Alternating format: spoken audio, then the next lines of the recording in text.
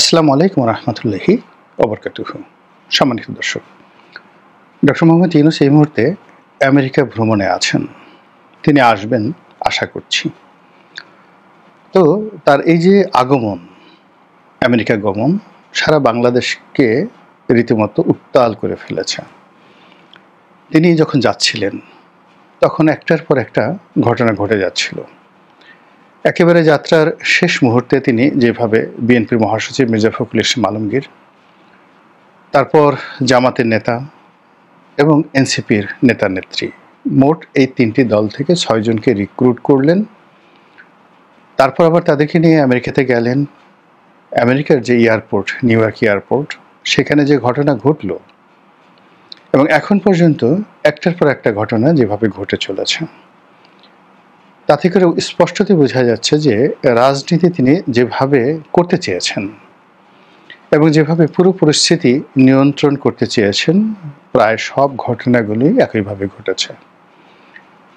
এখানে দীর্ঘদিন ধরে পর্দার আড়ালে অনেকগুলো সমীকরণ হচ্ছিল। অনেকে সন্দেহ করছিল যে ভারতের সঙ্গে বিএনপির একটা সম্পর্ক হচ্ছে।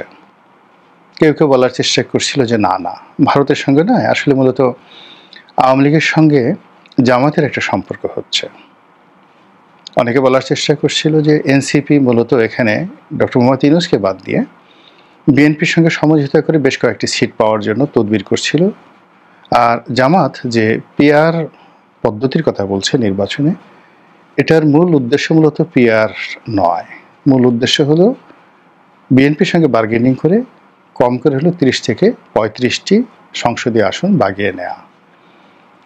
আর অন্যদিকে ডক্টর মোহাম্মদ ইউনূসকে নিয়ে যে কথাগুলো, তার মধ্যে প্রধানতম ন্যারেটিভ যেটি, সেটি হলো তিনি সহজে যাবেন না, তিনি থাকবেন, অনেক অনেক দিন থাকবেন, হয়তো ৫ বছর, হয়তো ১০ বছর। আবার যারা একটু কম চিন্তা করেন তারা বলার চেষ্টা করছেন যে তিনি হয়তো এই যে ফেব্রুয়ারি মাসে যে নির্বাচন দেওয়ার চেষ্টা করছেন, সেই নির্বাচন তিনি দেবেন না। এর মধ্যে মার্কিন ডিপ স্টেটের কথা আসছে, তারপরে আমেরিকার সঙ্গে তার কী কী বাণিজ্য রয়েছে, ব্যক্তিগত বাণিজ্য, এবং আমেরিকার কী কী বাণিজ্য রয়েছে বাংলাদেশের ক্ষেত্রে, এগুলো নিয়ে রীতিমতো মহাকাব্য রচিত হচ্ছে। তিনি যখন যাচ্ছেন বাংলাদেশ থেকে, তখন বেশ কয়েকজন সামাজিক ইনফ্লুয়েন্সার হিসেবে পরিচিত, লেখাপড়া জানা, যথেষ্ট লেখাপড়া জানা, শিক্ষিত সজ্জন, তারা অনেকেই দেখলাম কন্টেন্ট তৈরি করেছে যে বাংলাদেশে যে সকল দুষ্প্রাপ্য খনিজ দ্রব্য রয়েছে, এগুলো সাধারণত এশিয়াতেই বেশি হয়। ইউক্রেনে কিছু আছে, চায়নাতে আছে, এবং বাংলাদেশে বিপুল পরিমাণে আছে বলে ধারণা করা হচ্ছে। এই দুষ্প্রাপ্য যে খনিজ দ্রব্যগুলো, এগুলো মূলত ইলেকট্রনিক্স আইটেম, আমাদের যে মোবাইল টেলিফোন থেকে শুরু করে কম্পিউটারের যে ডিভাইসগুলো তৈরি হয়, এমনকি বিভিন্ন এই যে অত্যাধুনিক যন্ত্রপাতি, ফাইটার প্লেন, কামান, মানে যেখানে যত ইলেকট্রনিক সার্কিট রয়েছে, সেই সার্কিটগুলো যাতে গরম না হয়ে যায়, এই জন্য একটা বিশেষ খনিজ পদার্থ এই সার্কিটের সঙ্গে যুক্ত করতে হয়, যেগুলো তাপে চাপে সহজে গরম হয় না।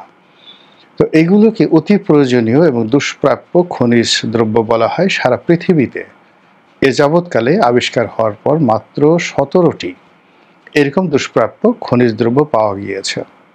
আর এই সকল ১৭টি দুষ্প্রাপ্য খনিজ দ্রব্যের মধ্যে বাংলাদেশে মাত্র ৯, বিস্ময়করভাবে যেটি বলা হচ্ছে যে এই ১৭টি দুষ্প্রাপ্য খনিজ দ্রব্যের মধ্যে বাংলাদেশে ৮টি পাওয়া যাবে বা ৮টির সম্ভাবনা রয়েছে। এরকম একসঙ্গে ৮টি খনিজ দ্রব্য একক কোনো ভূখণ্ডে, তাও আবার বাংলাদেশের মতো একটি ছোট ভূখণ্ডে পাওয়া যাবে, এরকম সম্ভাবনা পৃথিবীর অন্য কোনো ভূখণ্ডে নেই। এখন প্রশ্ন হলো যে এই দুষ্প্রাপ্য খনিজ দ্রব্যগুলো আমেরিকা বাংলাদেশ থেকে নেওয়ার জন্য, এক্সপ্লোর করার জন্য নানা রকম ফন্দি ফিকির করে যাচ্ছে, এবং তাদের এইরকম আরও কয়েকটি জোন রয়েছে। যেমন এই যে গাজা, ছোট্ট একটা অঞ্চল, ফিলিস্তিনের গাজা, গাজা নিয়ে আমেরিকা এত কেন লম্ফজম্প করছে? মূল কারণ হলো এরকম গাজার মাটিতেও পৃথিবীর এরকম দুষ্প্রাপ্য কতগুলো খনিজ পদার্থ রয়েছে, জায়গা অল্প কিন্তু এখানে ঠিক ইউরেনিয়ামের চাইতেও মূল্যবান খনিজ দ্রব্য রয়েছে। তো বাংলাদেশের ক্ষেত্রে বলা হচ্ছে যে এরকম খনিজ দ্রব্য রয়েছে। আমরা ৮০ দশকে দেখেছিলাম যে কক্সবাজার যে সমুদ্র সৈকত, সেখানে ব্ল্যাক ডায়মন্ড রূপে বলা হয়েছিল কালো বালি, এক ধরনের কালো বালি সমুদ্র সৈকতে দেখা যায়।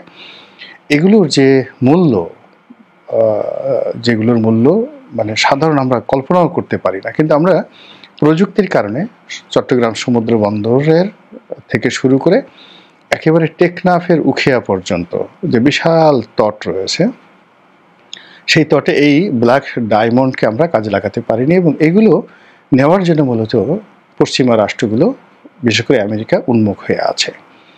এখন যারা ডক্টর মোহাম্মদ ইউনূসের সমালোচনাকারী, তাদের বক্তব্য হলো যে ডক্টর মোহাম্মদ ইউনূস এই জিনিসগুলো নিয়ে আমেরিকার সঙ্গে বার্গেনিং করবেন। তিনি আমেরিকাকে যদি এই সুযোগ দেওয়া হয় তাহলে তিনি কি সুযোগ পাবেন?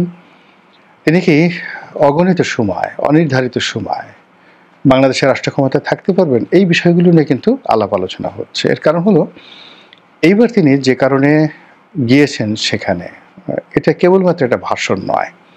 এখানে তিনি তার বিরাট লটবহর নিয়ে গেছেন এবং তাকে যেতেই হবে। যাওয়ার জন্য তিনি যাদেরকে নিয়ে গেছেন, রাজনৈতিক দলের নেতৃবৃন্দ সবাই ঠাট্টা করে বলার চেষ্টা করছে মূলত তাদেরকে তিনি ঢাল হিসেবে নিয়েছেন, এবং এটা যে কাজের কাজ হয়েছে এটা স্পষ্টতই বোঝা যাচ্ছে। এর কারণ হলো ওখানে এনসিপির যে নেতা তাকে ডিম মারা হয়েছে, তারপর তাসনিম যারা তাকে ঘিরে অকথ্য গালিগালাজ করা হয়েছে, মির্জা ফখরুল সাহেবকেও রেহাই দেওয়া হয়নি। কেবলমাত্র জামাতের যিনি গেছে নেতা, সেই জামাতের নেতাকে মূলত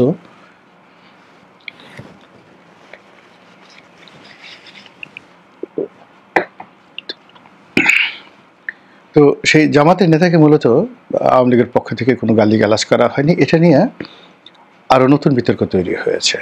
এখন যেটা হয়েছে সেটা হলো আক্তারের গায়ে যে ডিম মেরেছে বা ওই স্থানে যারা বিপ্লব করেছে তাদের গ্রামের বাড়িতে এখন এনসিপির যারা নেতৃবৃন্দ রয়েছে বাংলাদেশে, তারা ডিম মারার একটা প্রতিযোগিতা শুরু করে দিয়েছে।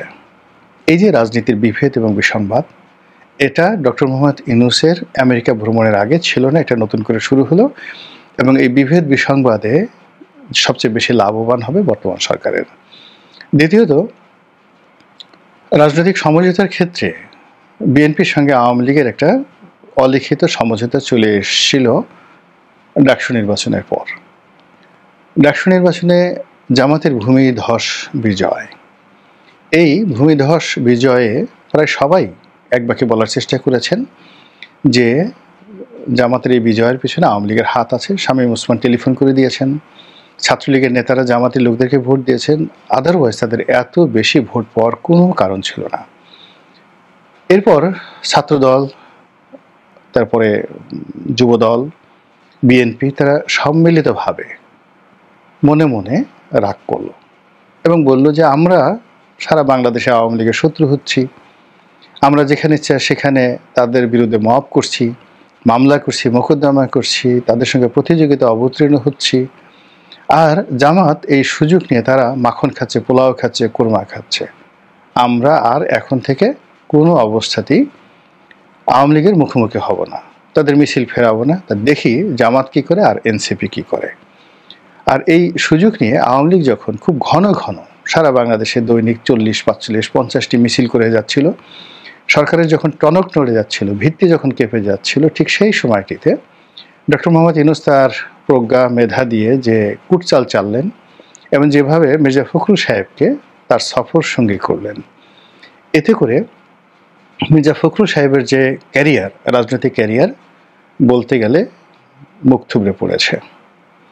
এবং জামাত সমর্থিত যে সকল বুদ্ধিজীবী রয়েছে, পত্রপত্রিকা রয়েছে, তারা মির্জা ফখরুলের 14 গোষ্ঠী উদ্ধার করে দিচ্ছে। তিনি কবে কোন পত্রিকা একটা সাক্ষাৎকার দিয়েছেন ভারতের, সেটি এখন সম্মুখ সারিতে নিয়ে আসা হয়েছে। আওয়ামী লীগের সঙ্গে তার লিয়াজু, তিনি ভারতের এজেন্ট, এ সকল নানা কথাবার্তা বলা হচ্ছে। এবং বেচারা বাধ্য হয়ে বলছেন এখন যে মূলত তিনি ভারতের লোক নন, আর এই ধরনের সাক্ষাৎকার তিনি যা বলেছেন এটা ভুলভাবে উপস্থাপিত হয়েছে, এআই দিয়ে তার বক্তব্যকে কন্টামিনেট করা হয়েছে, এই ধরনের কথাবার্তা বলা হচ্ছে। কিন্তু সর্বনাশ যা ঘটার ঘটে গেছে। তিনি যদি আমেরিকা না যেতেন তাহলে এই জিনিসগুলো সামনে আসতো না, অথবা তিনি যদি বাংলাদেশে থাকতেন এটা আর আসতো না। দ্বিতীয়ত, আমেরিকাতে গিয়ে তিনি যেভাবে লাঞ্ছিত হয়েছেন এয়ারপোর্টে, এরপর পরবর্তীতে জাতিসংঘের সাধারণ অধিবেশনে তাদেরকে দেখা যায়নি, নেতাদেরকে দেখা যায়নি, শুধুমাত্র ডক্টর ইউনূস এবং তার যারা লোকজন রয়েছে তারাই শুধু সেখানে গেছেন। এবং মির্জা ফখরুলের যারা সমালোচক তারা বলার চেষ্টা করছেন যে মির্জা ফখরুল যে পরিমাণ অপমান হয়েছেন, তার যদি আত্মমর্যাদা বোধ থাকে তার ইমিডিয়েটলি এখন সেখান থেকে চলে আসা উচিত। এর কারণ হলো তাকে ভিআইপি প্রোটোকল দেওয়া হয়নি, তাকে জাতিসংঘের অধিবেশনে নিয়ে যাওয়া হয়নি, ইত্যাদি ইত্যাদি নানা রকম কথাবার্তা।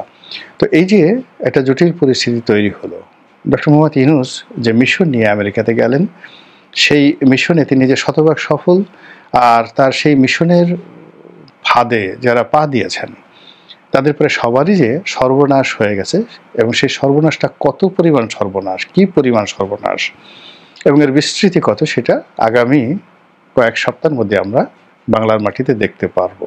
মহান আল্লাহ আমাদের সবাইকে হেদায়েত দান করুন এবং হেফাজত করুন। আসসালামু আলাইকুম ওয়া রাহমাতুল্লাহি ওয়া বারাকাতুহু।